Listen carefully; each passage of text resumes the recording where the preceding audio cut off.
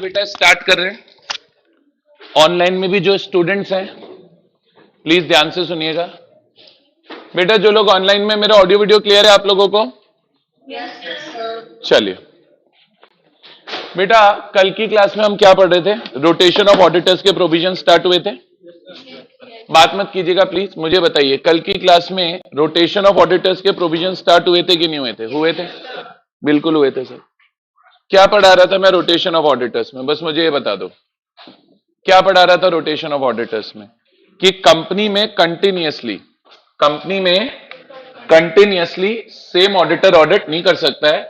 Company को अपने auditors क्या करते रहने पड़ेंगे? चेंज करते रहने पड़ेंगे। अब रोटेशन का कॉन्सेप्ट क्या था? रोटेशन का कॉन्सेप्ट क्या था कि अगर कंपनी के ऑडिटर एक पार्टनरशिप फर्म है, कंपनी के ऑडिटर अगर एक पार्टनरशिप फर्म है, तो पार्टनरशिप फर्म को 2 टर्म अलाउड है 5-5 साल के, यानी पार्टनरशिप फर्म टोटल ऑडिट कर सकती है 10 साल के लिए। 10 साल के बाद आप उस पार्टनरशिप फर्म को हटा दोगे और फिर वो पार्टनरशिप 5 साल के लिए डिस्क्वालीफाई रहेगी। और अगर हम बात करें किसकी? इंडिविजुअल सीए की, तो इंडिविजुअल सीए 5 साल के लिए ऑडिट कर सकता है। जब उस इंडिविजुअल के 5 साल कंप्लीट हो जाएंगे तो वो इंडिविजुअल सीए हट जाएगा और उसकी जगह कोई नया सीए ऑडिटर अपॉइंट हो जाएगा। याद आया? अब हम लोगों ने एक्चुअली लास्ट पॉइंट क्या पढ़ा था वो रिकैप करते हैं। हम लोग पढ़ रहे थे सेक्शन 139(2). 139(2) में मैंने सबसे पहले तो आपको एप्लीकेबिलिटी पढ़ाई। 139(2) में मैंने सबसे पहले तो आपको क्या पढ़ाई? एप्लीकेबिलिटी पढ़ाई। एप्लीकेबिलिटी के बाद हमने रोटेशन का पूरा प्रोविजन पढ़ा। फिर हमने एक पॉइंट सीखा था कॉमन पार्टनर का। वहां मैंने क्या सिखाया कि जैसे एक फर्म में मैं पार्टनर हूं, उस फर्म के 10 साल पूरे हो गए तो हम डिस्क्वालीफाई हो गए। फिर मैं उस फर्म को छोड़ दिया और मैं किसी दूसरी फर्म में पार्टनर बन गया, तो लॉ बोला वो जो दूसरी फर्म है वो भी डिस्क्वालीफाई हो जाएगी। लेकिन इसमें कंडीशन थी कि जो रिटायरिंग पार्टनर है वो फर्म का प्रिंसिपल पार्टनर होना चाहिए, पार्टनर इन चार्ज होना चाहिए, and he should be the signing partner. और फिर एक और पॉइंट पढ़ा। अब जो ये पॉइंट पढ़ा ये सेक्शन में नहीं था, ये पॉइंट तो लिखा, मैंने आपको रूल से रीड भी कराया था। ये पॉइंट सेक्शन में लिखा हुआ, ये पॉइंट लिखा हुआ है रूल्स में। मैंने ये पॉइंट आपको पढ़ाया भी और रूल्स के अंदर रीड भी करा दिया। उसके बाद अगला इशू क्या आया? अगला इशू आया कि अगर मान लो मैं एक फर्म में पार्टनर हूं और साथ के साथ दूसरी फर्म में पार्टनर हूं, मैं किसी को छोड़ नहीं रहा बल्कि मैं 2 फर्म्स में क्या हूं? कॉमन पार्टनर हूं। तो अगर मैं 2 फर्म में कॉमन पार्टनर हूं और मान लो मैं एक फर्म में डिस्क्वालीफाई हो गया, मैं 2 फर्म में क्या हूं? कॉमन पार्टनर हूं, और मान लो मैं एक फर्म में क्या हो गया? डिस्क्वालीफाई हो गया क्योंकि मेरे 10 साल क्या हो चुके हैं? पूरे हो चुके हैं। तो लॉ बोला बाय डिफॉल्ट आपको दूसरी फर्म के अंदर भी डिस्क्वालीफाइड मान लिया जाएगा। कोई क्वेरी? ये लास्ट पॉइंट था जो हमने पढ़ा था।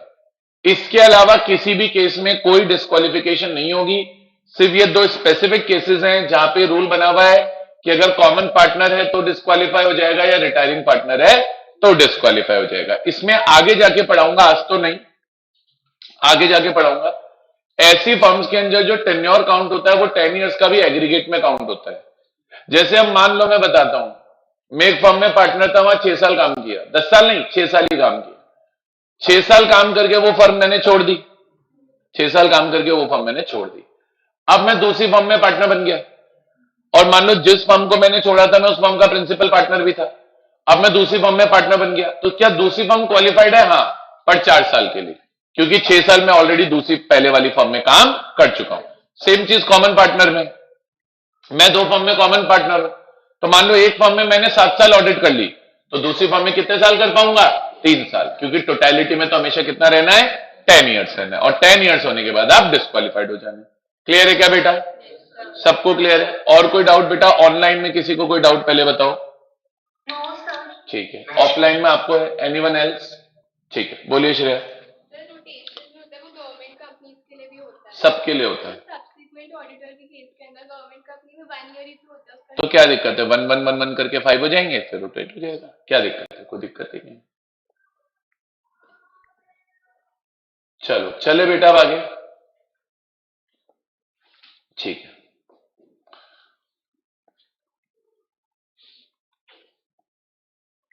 आ जाओ बच्चों।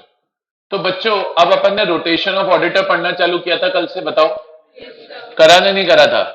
कल हमने रोटेशन ऑफ ऑडिटर्स पढ़ना चालू किया था, बताओ। तो मैंने रोटेशन में आपको एप्लीकेबिलिटी पढ़ा दी है, मैंने आपको रोटेशन के अंदर मैनर ऑफ रोटेशन पढ़ा दिया है, और मैंने आपको रोटेशन के अंदर restriction on firms having common partner पढ़ा दिया, और इसी में साथ में मैंने आपको पढ़ाया था रूल, पढ़ाया था बेटा। ये फोर्थ वाला पॉइंट नहीं करना है, ये फोर्थ वाला पॉइंट नहीं करना है। अब आप पूछेंगे सर क्यों नहीं करना? सर ये पॉइंट अभी रेलिवेंट नहीं रहा है, ये पॉइंट अभी रेलिवेंट नहीं रहा है। बच्चे बोलते हैं सर बुक से क्यों नहीं हटाया? बुक से उस दिन हटा दूंगा जिस दिन आईसीए मॉड्यूल हटा देगा। जब तक आईसीए मॉड्यूल नहीं हटाएगा मैं बुक से कभी नहीं हटाऊंगा, ठीक है? ये पॉइंट का भी कोई रेलिवेंस नहीं है।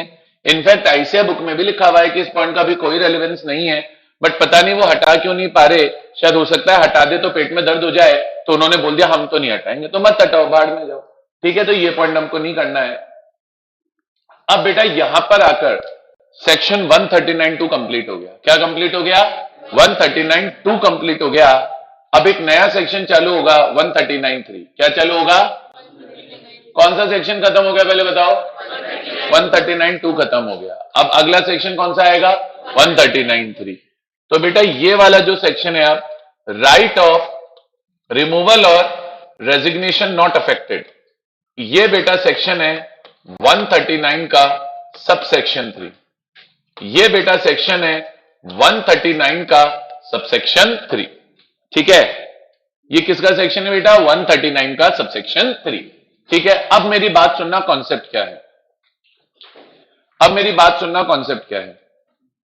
सर कॉन्सेप्ट ये है, सर कॉन्सेप्ट ये है 139(3) क्या बोलता है? 139(3) क्या बोलता है बेटा? 139(3) ये बोलता है कि जैसे आप कंपनी में ऑडिटर हो, अब रोटेशन क्या बोलता है कि इंडिविजुअल बंदा कितने साल तक ऑडिटर रहेगा? 5 साल तक। और फर्म कितने साल तक रहेगी? 10 साल। तब सेक्शन 139(3) ने ये क्लैरिफाई किया कि देखो यार एक चीज समझो, ये जो हम टेन्योर बोल रहे हैं 5 साल का इंडिविजुअल के केस में या फर्म के केस में 10 साल का, बोले मैक्सिमम टेन्योर। अगर ऑडिटर को चाहिए कि वो 10 साल से पहले रिजाइन कर दे तो बोले कर सकता है। बोले हम ये थोड़ी बोल रहे हैं कि 10 साल का मतलब है तो कि पूरे 10 ही काम करना है। बोले 10 साल से पहले अगर ऑडिटर का मन हो गया कि रिजाइन करना है तो कर दे। उसी तरीके से लॉ बोला कंपनी को भी अगर 10 साल से पहले लगा कि नहीं यार हम ऑडिटर को रिमूव करना चाहते हैं तो रिमूव कर दे। ये तो हो गया फर्म में। और बोले अगर इंडिविजुअल बंदा है तो वहां भी सेम है। इंडिविजुअल बंदे का टेन्योर कितना है? लॉ बोला 5 साल। अब बोले लेकिन ऐसा नहीं कि 5 साल मतलब मैंडेटरी 5 साल।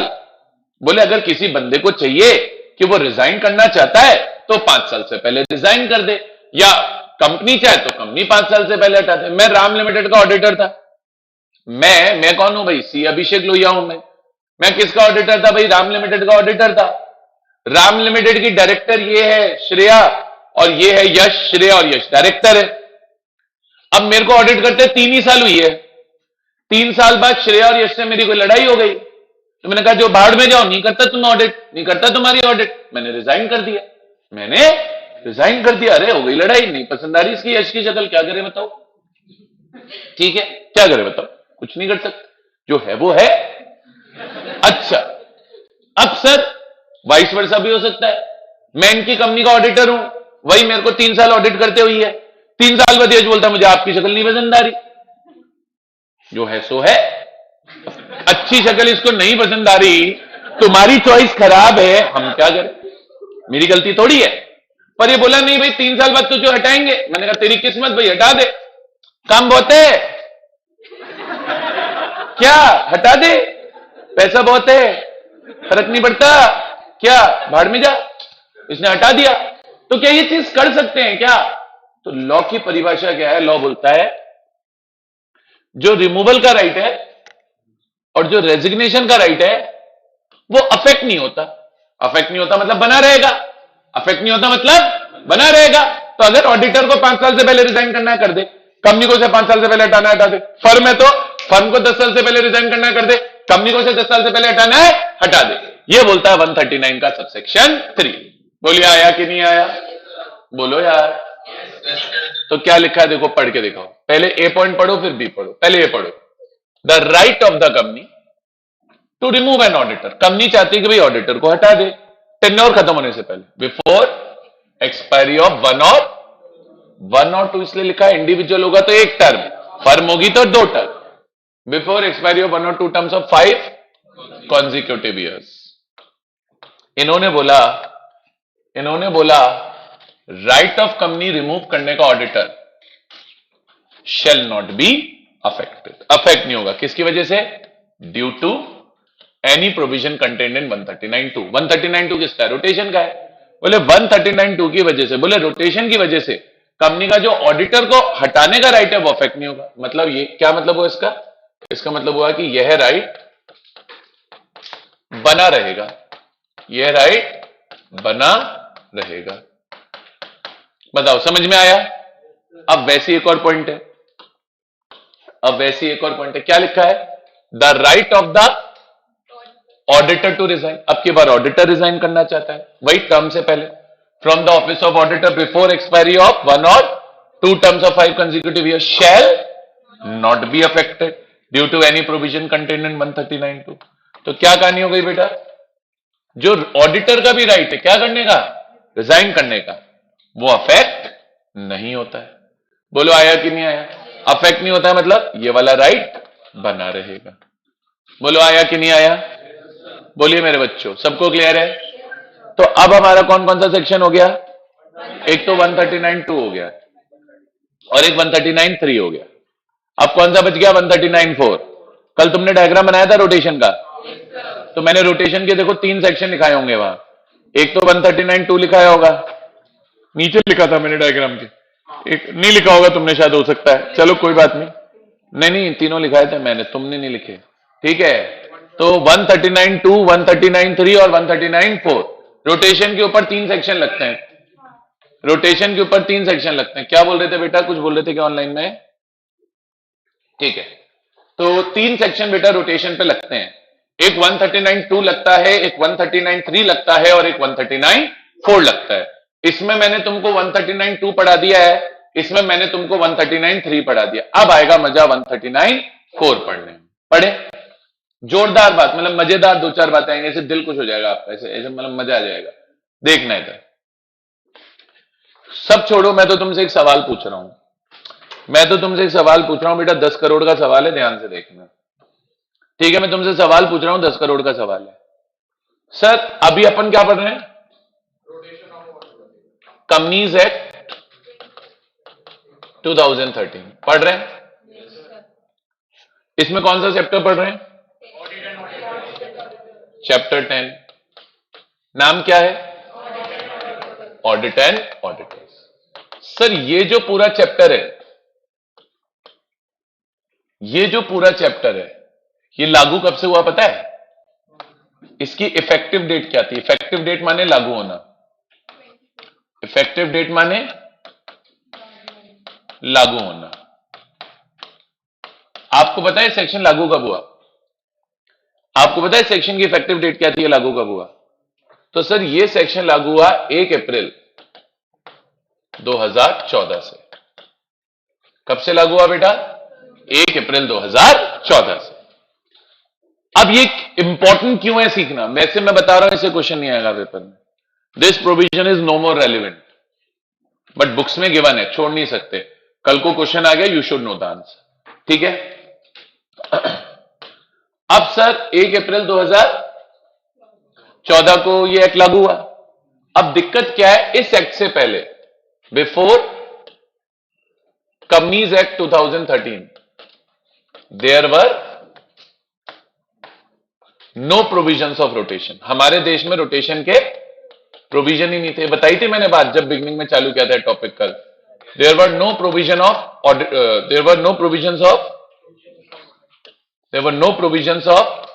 Rotation of auditors. ऑडिटर्स के रोटेशन के प्रोविजन ही नहीं थे। अब इससे एक टेक्निकल इशू क्रिएट हुआ। क्या टेक्निकल इशू क्रिएट हुआ और उसका क्या टेक्निकल समाधान है, दोनों अपने को डिस्कस करने। एक तो क्या पैदा हुआ? एक टेक्निकल इशू। पहले तो टेक्निकल इशू पैदा क्या हुआ वो समझना जरूरी है। चलो हो गया इशू होता है तो उसका क्या करना पड़ता है? सोल्यूशन। तो उसका सोल्यूशन क्या है देखो, अब समझता हूं। पहले बताओ एग्जांपल इंडिविजुअल का लूं या फर्म का लूं? जल्दी बोलो। इंडिविजुअल का ले लूं तो बेटा हंसने का क्या था? तुमने तो बोला इंडिविजुअल का ले लो, तो मैंने इंडिविजुअल सुना था बेटा। तो मिस्टर एक्स एक इंडिविजुअल है, ठीक है? मिस्टर एक्स क्या है बेटा? एक इंडिविजुअल है। अब बेटा ये कब से आया? 1 अप्रैल 14, यानी ये एक्ट आया फाइनेंशियल ईयर 14-15 से। एक ही बात है, 1 अप्रैल 14 बोल रहा हूं, फाइनेंशियल ईयर 14-15 बोल लो, कोई दिक्कत? अब मैं कहता हूं एक बंदा है ऑडिटर, अब ये एक्ट कर चुका है auditor, acted as auditor in previous companies act, previous companies act. अब सर मान लो ये एक्स क्या है, ऑडिटर है।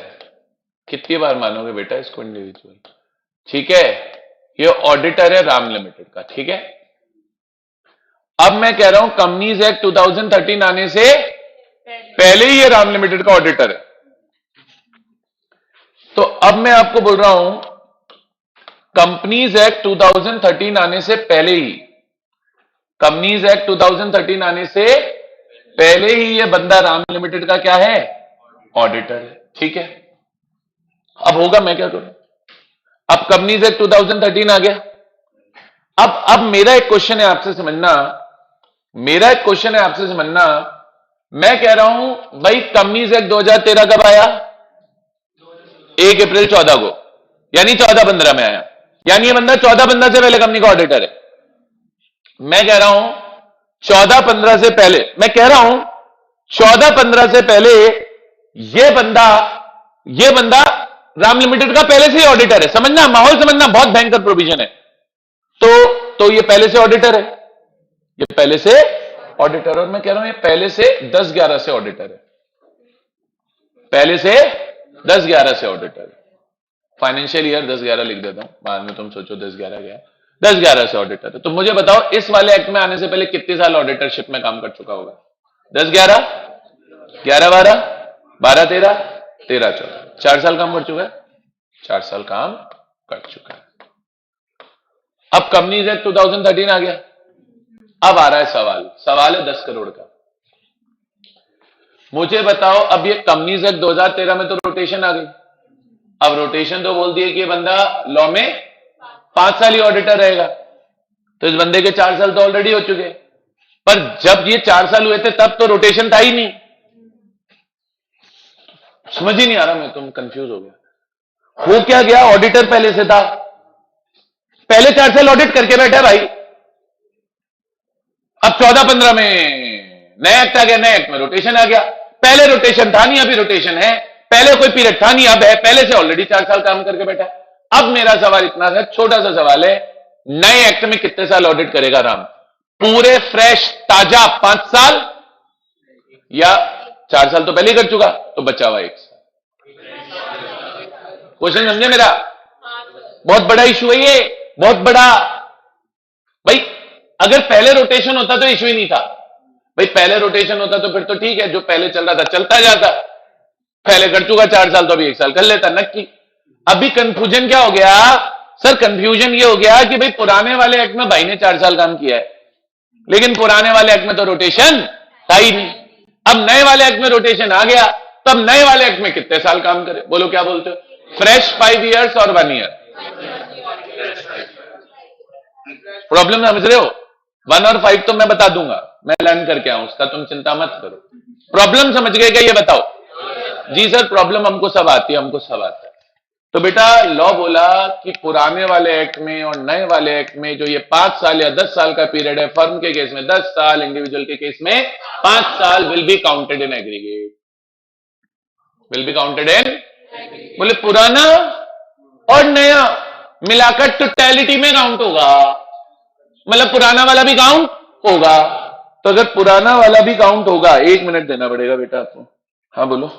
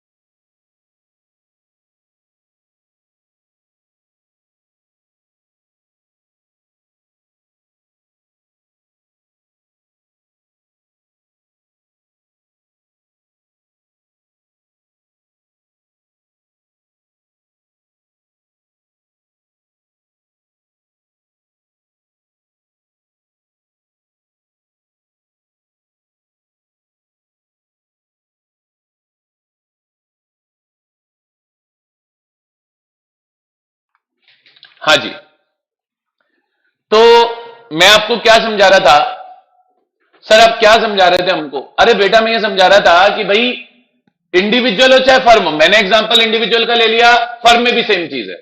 बोला ले पुराने साल और नए साल में, पुराने एक्ट में और नए एक्ट में जो ये पीरियड है 5 साल 10 साल का, एग्रीगेट में चले। तो अब अगर मैं पुराने एक्ट में ऑलरेडी 4 साल काम कर चुका हूं, तो न्यू एक्ट में टोटल कितने साल काम कर पाऊंगा? सिर्फ 1 साल। समझ पा रहे हो क्या? तो रिमेनिंग टेन्योर कितना बचा for new act? Remaining tenure for new act कितना बचा बताओ बच्चों? रिमेनिंग टेन्योर आप बोल रहे हो कि सर 1 ईयर का बचा है, कोई दिक्कत?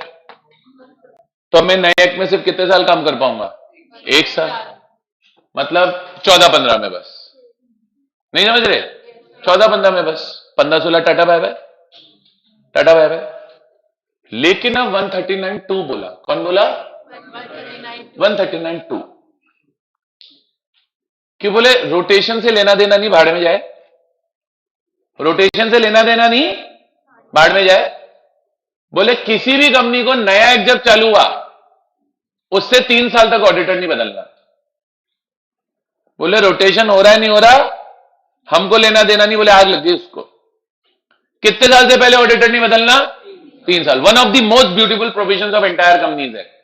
अगर ये मैंने समझा दिया तो मेरी जीत है, और तुम्हें तो जीत ही जीत है। ठीक है, तुम्हें तो समझ में आ जाएगा। भैया इन्होंने क्या बोला? पहले तो बोला कि पुराने एक्ट और नए एक्ट का टेन्योर टोटलिटी में काउंट करेंगे, पर बोला नए एक्ट में 3 साल तक ऑडिटर नहीं बदला जाएगा किसी भी कंपनी में। रोटेशन गया भाड़ में। समझ में आ रहा है? तो अब इस लाइन के अनुसार तो मेरे को समझ में आ रहा है क्या है पीरियड, क्या है एक मिनिमम पीरियड है फॉर चेंज ऑफ ऑडिटर। एक मिनिमम पीरियड है फॉर चेंज ऑफ ऑडिटर। कहां पर है मिनिमम पीरियड? इन न्यू एक्ट है ना। न्यू एक्ट में क्या मिनिमम पीरियड है न्यू एक्ट में चेंज ऑफ ऑडिटर के लिए? बोले 3 साल। तो अब इसका प्रैक्टिकली इंटरप्रिटेशन ये होता है, आप ये देख लो नए एक्ट में कितना रिमेनिंग टेन्योर बचा है। वो नहीं 1 ईयर ही तो बचा था बेटा। 2 कौन था ये? बांग खाई क्या बेटा? हाथ वाथ धोने की जगह कुछ खा के तो नहीं आ गए आप? तो रिमेनिंग टेन्योर बेटा कितना बचा है? 1 साल। पर इन्होंने बोला मिनिमम कितने साल तक ऑडिटर नहीं बदलना? 3 साल। तो लॉ बोला एक काम करो, दिल मांगे मोर कर लो। Whichever is more will be the tenure. Tenure कितना होगा?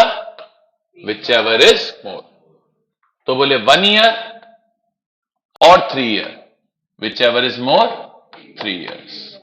तो पता है अब नेट और नेट कंक्लूजन क्या हो गया?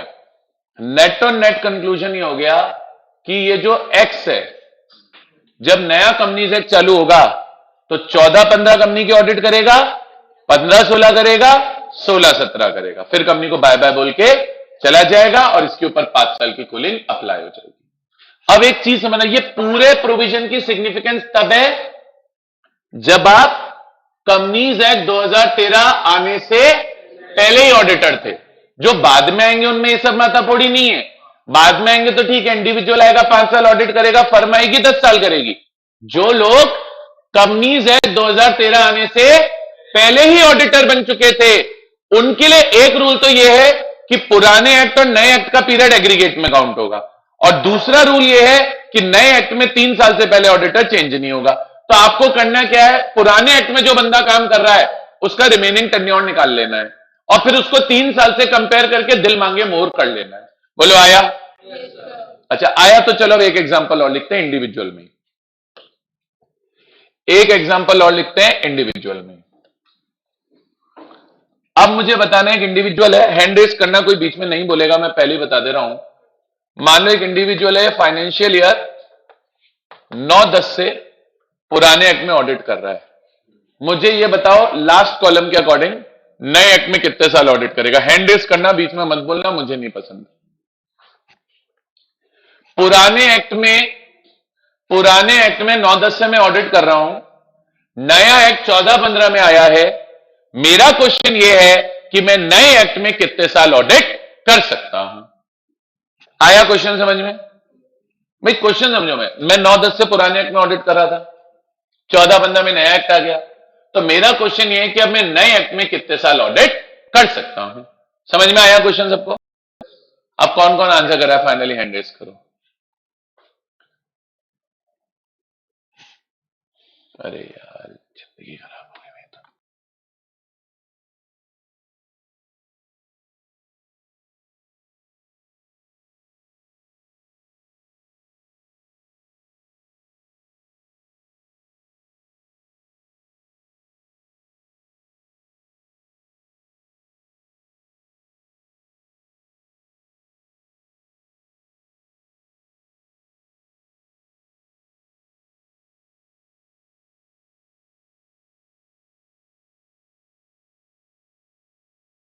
हाँ भाई बताओ,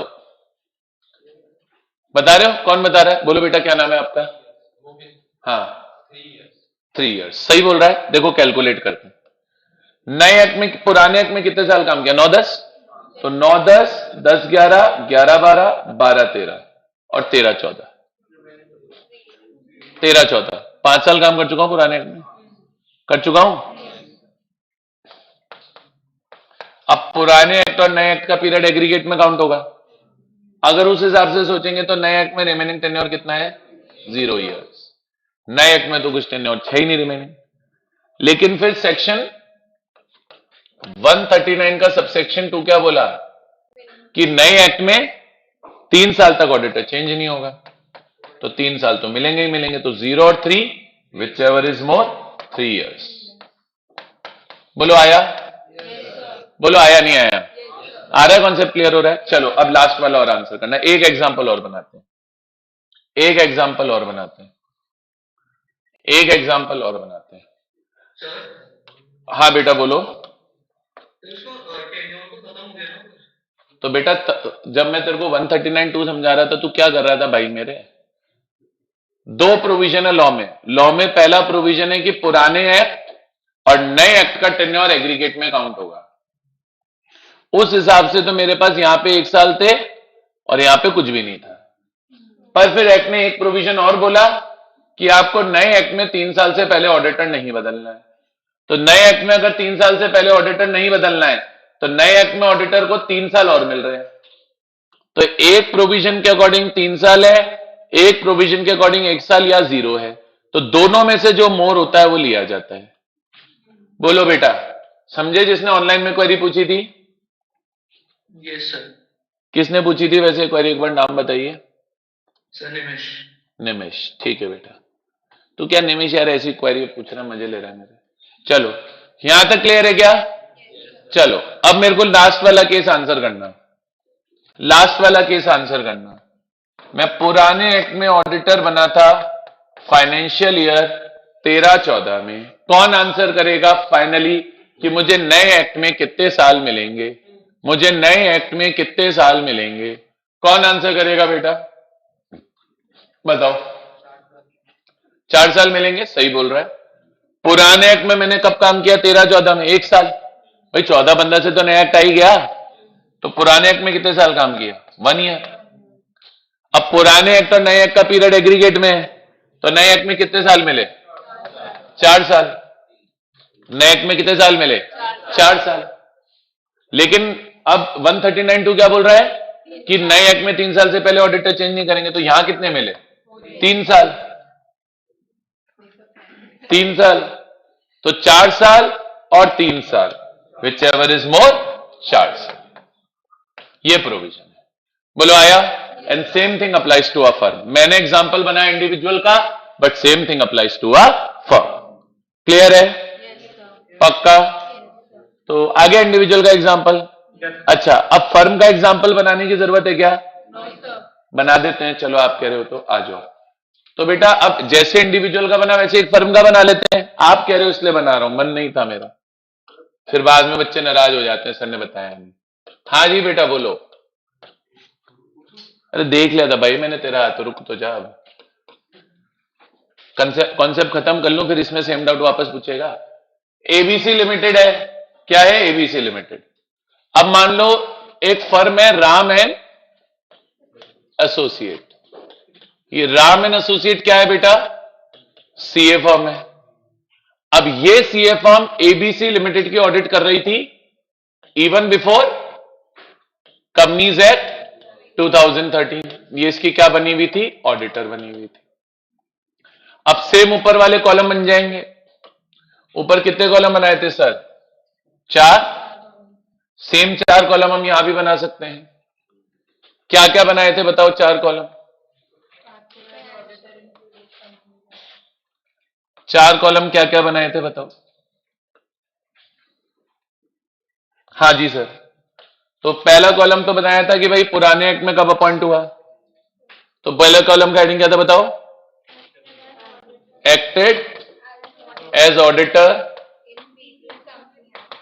इन previous company act. Previous company act था कौन सा? 1956। सबको पता है ये तो। दूसरा कॉलम क्या बताया था?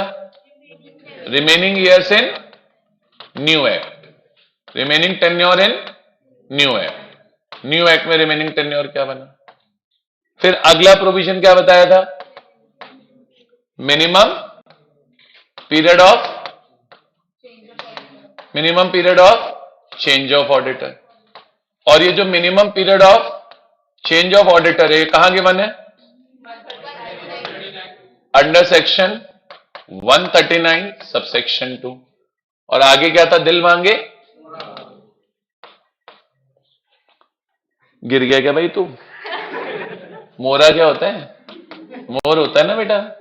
मोरा क्या था ये? हाँ, फीलिंग किसी और के लिए बचा ले बेटा। फीलिंग इधर देखना आप, इधर देखना आप। पढ़ाओगे क्या सर? पढ़ाऊंगा और क्या, टाइम पास थोड़ी करूंगा। तो वो भी कर लेंगे थोड़ा थोड़ा बीच में। तो अब बताना आंसर। देखें समझे, कॉन्सेप्ट तो है। अब मेरे बिना बताए पहला केस आंसर करें तो लगे कि हाँ भैया आपको कॉन्सेप्ट समझ में आया है। ठीक है बेटा, लिख तो देने दें। हाथ उतारा बेवकूफ। हाँ यार। तो हम ऑडिटर बने थे 7-8 में पुराने एक्ट में, ये फर्म। बताओ भाई फाइनल कॉलम का आंसर। कितने लोग बता सकते हैं? हैंड रेस करें तो अब मजा आ जाए। बेटा तू पेंसिल से लाइन ही खींचेगी, ड्राइंग ही बनाएगी, कभी हाथ भी उठाएगी? आया नहीं क्या तेरे को? हाँ तो करना बेटा, ड्राइंग क्यों बना रही है? चलो बाकी लोग भी कर लो, मैं रुकाऊं 10 सेकेंड्स। करो कैलकुलेट। अब की बार मेरे को सबसे रिस्पॉन्स चाहिए, ये नहीं कि क्लास में हम बैठे रहे बस चुपचाप से दर्शक बन के।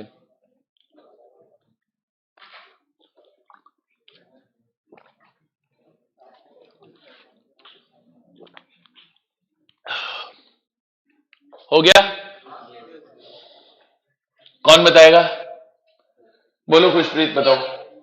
हाँ 3 इयर्स बोल रही है ये विचएवर इज मोर। मैं कैलकुलेट कर लेता हूं, मेरी तो मैथ्स क्या थोड़ी खराब है। 7-8 में ऑडिटर बना तो पुराने एक्ट में कितने साल काम किया होगा? 7-8, 8-9, 9-10, 10-11, 11-12, 12-13, 13-14, 14-15 से तो नया एक्ट आई गया। तो पुराने एक्ट में कितने साल काम किया? 7 साल। अब फर्म को तो टेन्योर 10 साल का मिलता है, तो नए एक्ट में कितने बचे? और मिनिमम पीरियड ऑफ चेंज क्या है? 3 साल। तो दिल मांगे मोर भी 3 साल। इजी था। अब बच्चे क्या है इसमें, ये जानबूझ के ट्रिक क्वेश्चन डाला कि भाई दोनों में 3-3 आ जाए तो बच्चे सोचे क्या होगा? अरे 3 ही होगा और क्या होगा? नहीं, ये सब चीजें छोटी छोटी जो पेपर में ट्रिक हो जाती है फिर कई बार। चलो एक एक केस और कर लेते हैं, बस बहुत है। फिर उससे ज्यादा एग्जांपल मेरे हिसाब से जरूरत नहीं है। आया होगा कॉन्सेप्ट सबको समझ में? नहीं आया? बोलो आया। ब्यूटीफुल कॉन्सेप्ट है, मतलब बहुत अच्छे कॉन्सेप्ट में से एक है कंपनीज एक्ट। चलो फाइनल बोलो, इसका आंसर कौन करेगा?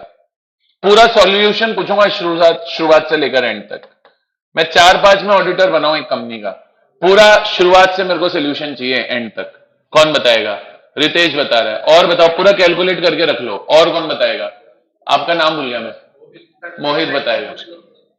किससे पूछ लो? ऑनलाइन में क्या पूछूं बेटा? आप लोग ना हाँ बोलते हो ना बोलते हो। किसी चीज में हैंड नहीं रेस करते हो?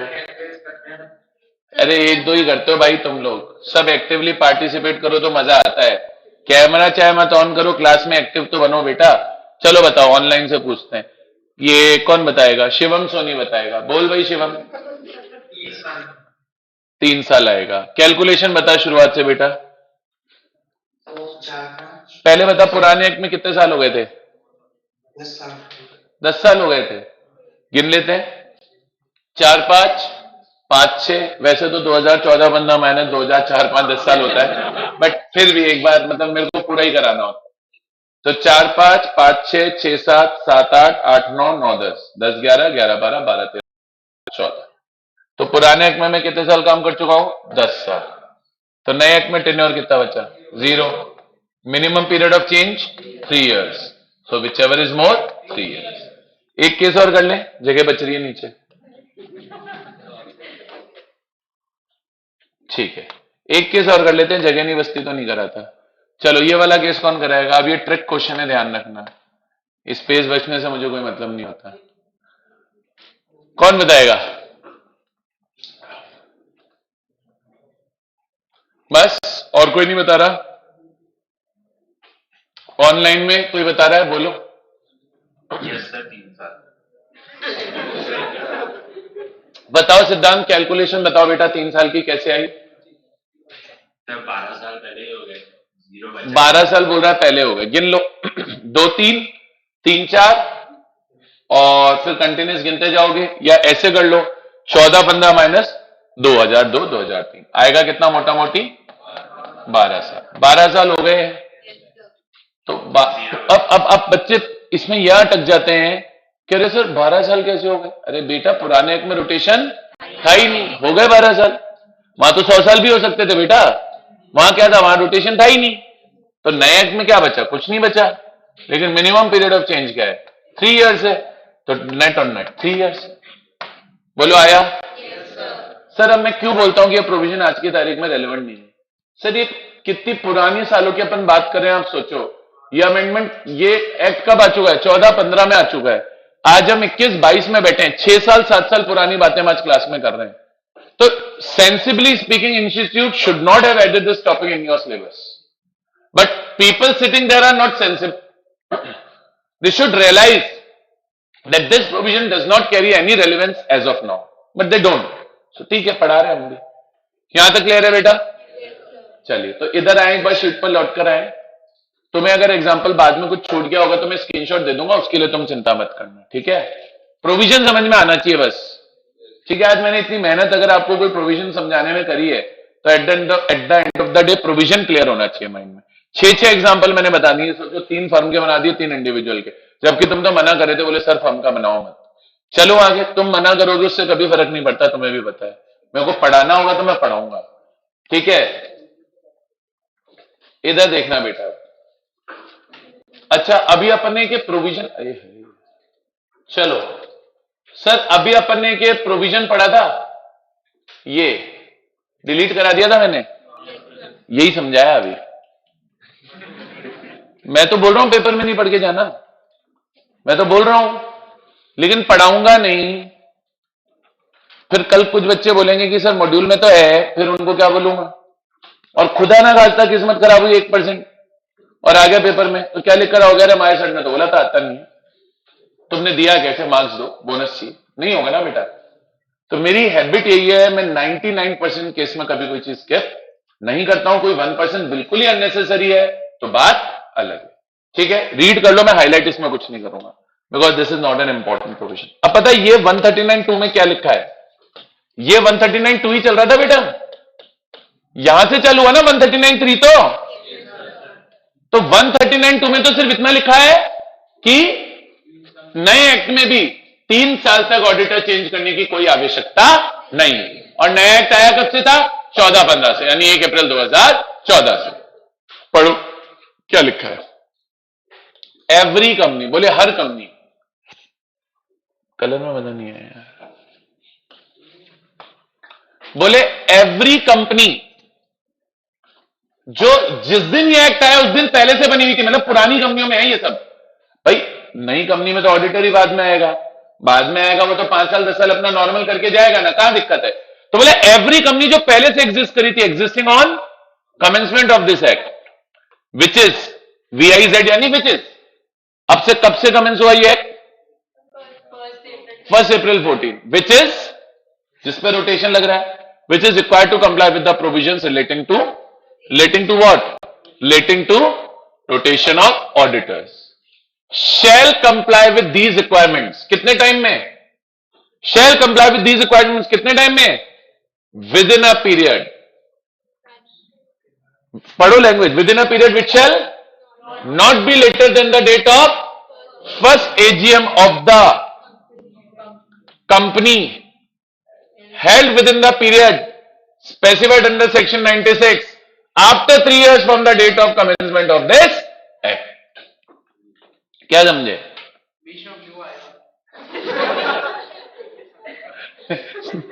क्या बोलूं मैं इस पे यार, चलो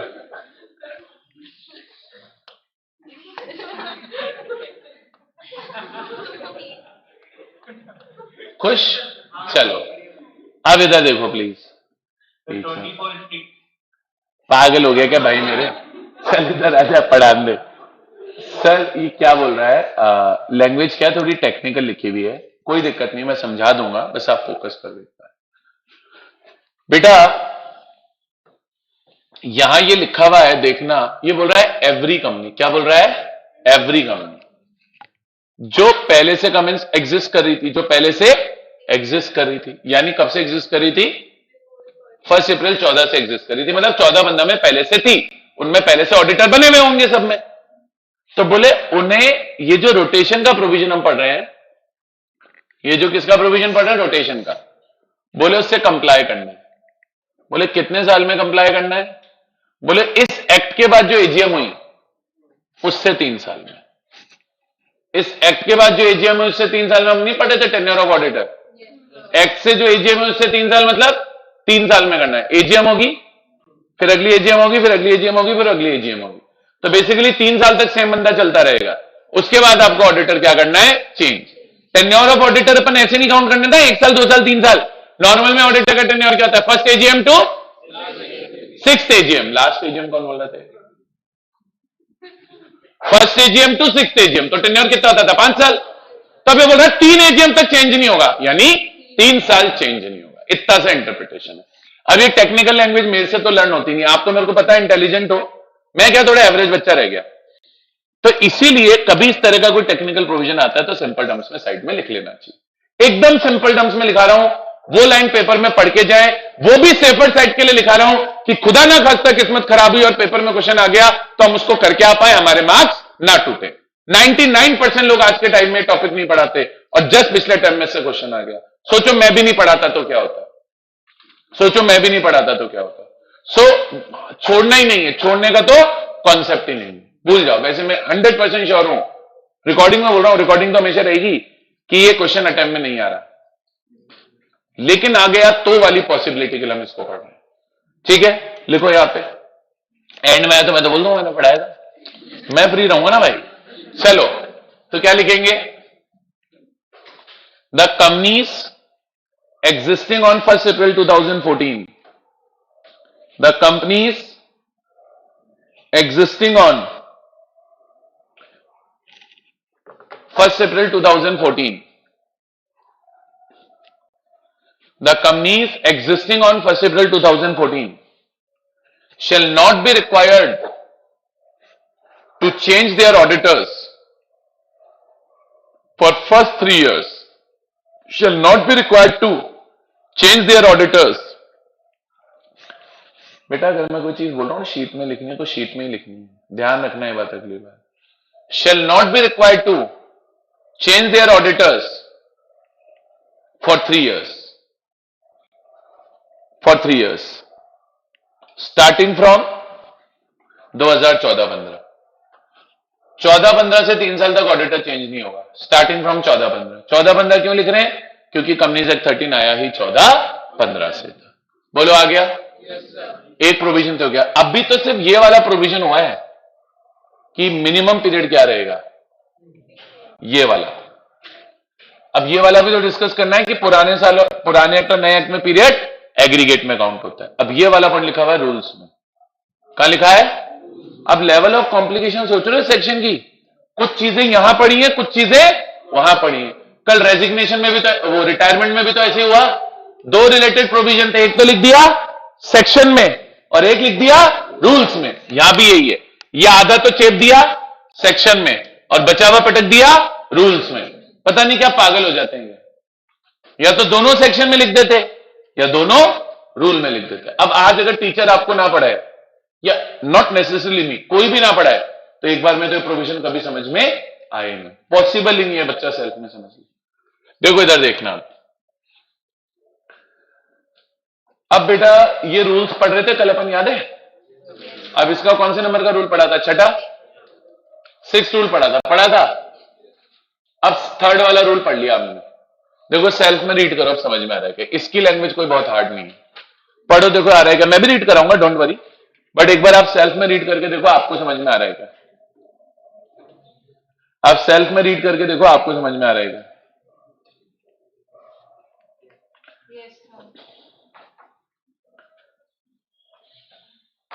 आ रहा है? पढ़ूं मैं? आप देखो क्या लिखा हुआ, मैं रीड कराता हूं एक बार, इसमें हम हाईलाइट भी करेंगे, पहले देखना। In case of an auditor, चाहे इंडिविजुअल चाहे फर्म, वेदर एन इंडिविजुअल और फर्म, बोले पुराने एक्ट में जितने साल एज एन ऑडिटर काम किया वो भी काउंट करना है। तो बोले the period for which individual और firm has held office as auditor prior to the commencement of the act, बोले एक्ट आने से पहले जितने साल आपने एज एन ऑडिटर काम किया है, shall be taken into account. Shall be taken into account यानी काउंट किया जाएगा। Shall be taken into account यानी काउंट किया जाएगा।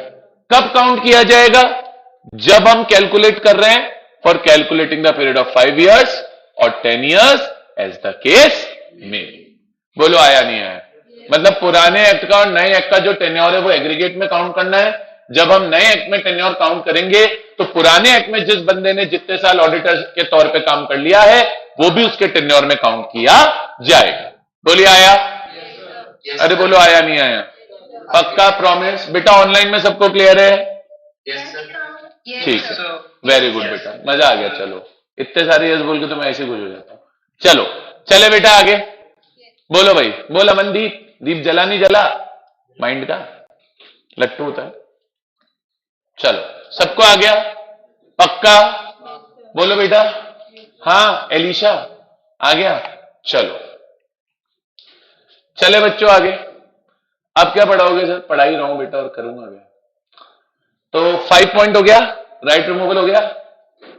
ये स्ट्रिक्ट प्रोविजन में भी इम्पोज बाय मेंबर, पता नहीं क्या होगा, पढ़ाऊं क्या? अच्छा बच्चे टेंशन में आ गए, क्या हो गया सर ने छुड़वा दिया? नहीं छुड़वा रहा बेटा, इधर देखो। अब ये क्या पॉइंट है बेटा, ध्यान से सुनना। ये क्या पॉइंट है बेटा, ध्यान से सुनना मैं क्या बोल रहा हूं, प्लीज फोकस करना। बेटा क्या रूल है कि अगर फर्म को ऑडिटर बनाया है तो फर्म कितने साल ऑडिटर रहेगी? 10 साल। 10 साल रहेगी। सुनना ध्यान से, इजी प्रोविजन है। तो आज मान लो एक फर्म है जिसमें 3 पार्टनर है, यश है, अनुष्का है और, तो यश है, साहिल है और अनुष्का है। यश है, साहिल है और अनुष्का है। एक सीए फर्म है इनकी, फर्म का नाम है, मान लो फर्म का नाम है बेवकूफ एंड एसोसिएट्स। तो इन्होंने एक सीए फर्म बना रखी है, बोले हम बेवकूफ और हमारे एसोसिएट। ठीक है, आपका दोस्त कौन है बताओ? अनुष्का यहाँ पे? हाँ खुशी का है। नहीं आई। ठीक है, तो मतलब वो इंक्लूड हो गई और वो बेवकूफ भी है, वो प्रूव हो गया क्योंकि नहीं है। चलो तो छुट्टी मत करो बेटा, मैं आपको एक चीज बताता हूं। मतलब मैं क्या होता है, ज्यादा बोलता नहीं हूं क्लास में, कि मैं बोलने पे आता हूं तो पूरी क्लास खत्म हो जाती है, इसलिए मैं कोशिश करता हूं मैं सिर्फ पढ़ाऊं। बेटा सीए का जो लेवल है, फाउंडेशन लेवल पे हमने थोड़ी मस्ती कर ली, कभी छुट्टी कर ली तो क्लास बैकअप से कर ली, चल जाता था। इंटर लेवल पे नहीं चलेगा। इंटर लेवल पे प्रॉब्लम क्या होती है, मैक्सिमम टॉपिक्स इंटरकनेक्टेड होते हैं। अब ये पूरा चैप्टर इंटरकनेक्टेड है।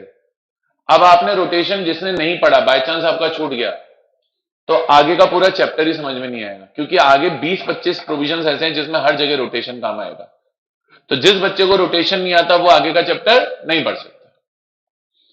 तो आप लोग एक हैबिट बना लो कि भाई क्लास में रेगुलर आना है। देखो कभी होता है नहीं पढ़ाई का मूड हुआ, मन है,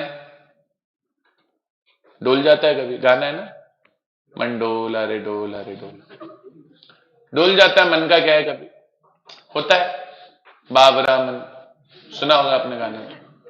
तो भाई मन कभी कभी बहक जाता है कि भाई आज 3:30-4 बजे तक पढ़ रहे हैं, सुबह 7 बजे से पढ़ रहे हैं, ऊपर से अभिषेक सर और आ जाते हैं लास्ट में परेशान करने। तो कई बार क्या है, आदमी का पेशेंस खत्म हो जाता है, बोले लॉ पढ़ाते हैं, एंड में बोर मारते हैं हमको।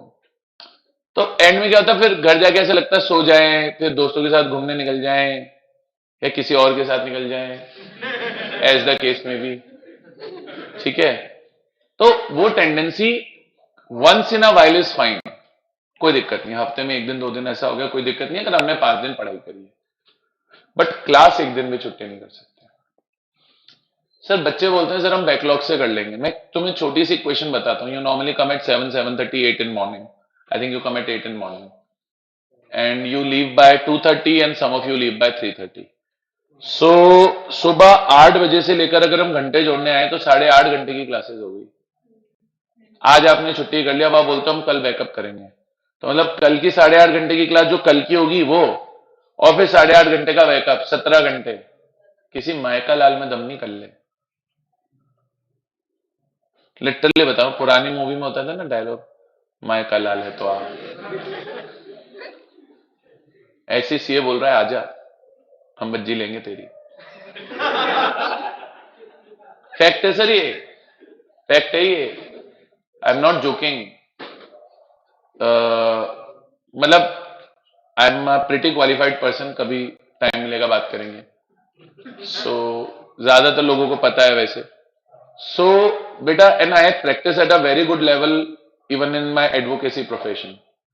सो आई हैव सीन पीपल जो सीए करने आते हैं और ऐसे लगता है कि अरे हो जाएगा, 1.5 साल करते हैं, मेहनत करते नहीं है, फिर सीए छोड़ देते हैं एंड एंड में सीए को ब्लेम करते हैं कि सीए हार्ड है। Yes CA is hard, but for those who don't want to work hard, अभी हार्ड वर्क करोगे तो yes CA is hard but it's going to happen, maybe not in 1 attempt, it might take 2 or 3 attempts, but CA will happen. Not everybody can clear CA in 1 attempt, not everybody can. But होता है ना, 500 रुपए का note है या 1000 रुपए का या 1000 का, तो क्या मोदी जी खा गए, 2000 का नोट है, तवा हो चाहे ताजा नया हो, 2000 का ही होता है सर, 2000 का ही होता है सर, एंड में वैल्यू 2000 ही है।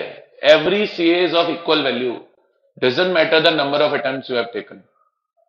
ये तुम्हें क्या है, लोग मिसगाइड करते हैं, तुम्हारे सीनियर्स भी करते हैं, and I should say but teachers भी करते हैं। सर सीए होना चाहिए, अटेम्प्ट से मतलब नहीं होता। आप सोचो अगर हर कोई एक अटेम्प्ट में सीए बनता तो इस कोर्स की वैल्यू थोड़ी होती। तूने 12 कितने अटेम्प्ट में पास किए साहिल?